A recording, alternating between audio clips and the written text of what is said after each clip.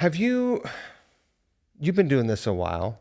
I've only done a TV appearance like that once before. The only other TV I've done was like lip sync stuff, which was weird. I didn't even know the song. I was just like up there going, that was super Bizarre. weird. But I feel like I did Craig Kilborn, Okay. the old late night. Yep. But that wasn't live either. But for whatever reason, I was extra nervous. Have you ever done live TV? Well, we did LiveAid? Yes, I know LiveAid. So I played LiveAid with Chris one year. So you're playing for a crowd of 100,000 people there, plus it's going out live to however million people. So Right. when people ask me what's the biggest crowd you ever played for, I think that was it. For some reason, I didn't get nervous for that, though. It's different than when you do a late night TV show and you got one song and you got one chance to play that song. You're in a very weird, sterile environment. The crowd is 20 feet, maybe more, away from you, sitting above you, and it's way different than a normal situation. And the cameras are all in your face, and I get nervous for those things.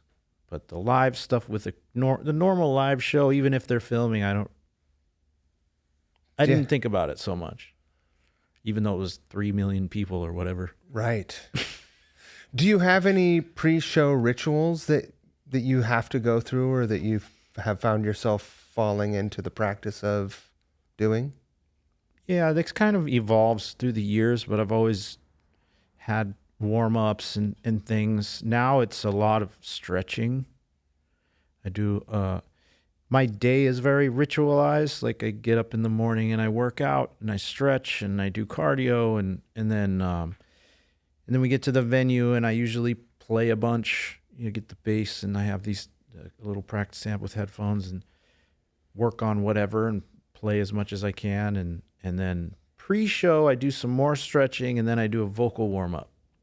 So I don't consider myself a strong vocalist, so I like to warm up and kind of ease my way into it. If I just step out on stage, it's cold, it's a little rough. Where'd you learn your vocal warm-up?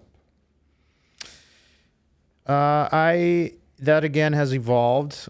We started doing warm-ups with Neil. We tour with Neil Young. He does a pretty simple thing where he starts like on G major and you just sing all the vowels basically. It's a kind of a meditation. You kind of hold out, oh, for like as long as you can. And then you go, oh, right? And then he'll go E through the vowels. Then you go up a whole step and you do that again. Crazy. He's never been in a band that was like really known for harmonies. He never used to warm up either, but his sound right? guy who's actually really has amazing ears, and I have a feeling at one point in his life was probably an amazing musician. I think he was a clarinet player. Tim Mulligan is his name, and he told Neil, like, I think you need to warm up your voice before you go out on stage at some point. I don't know when that was. What a bold man. What a bold move. Him and Neil have a pretty good, they have an open relationship, as far as he can be honest. Right. It's good for a fancy, famous person to have someone that's not there to wash their feet. A yes man, yes.